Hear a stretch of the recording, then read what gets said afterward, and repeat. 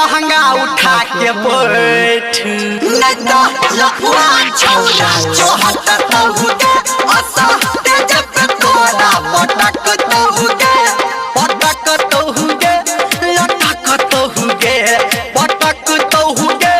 लटक तहुगे नहीं तो हके छौरा लटक तहुगे असा तेज पे तोरा पटक तहुगे।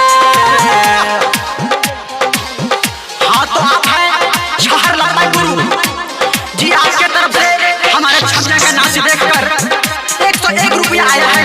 धन्यवाद भैया आपको। और हाँ भैया बजा ले हमारे इस ऑर्केस्ट्रा का डीजे सुमित सतीश रैमा।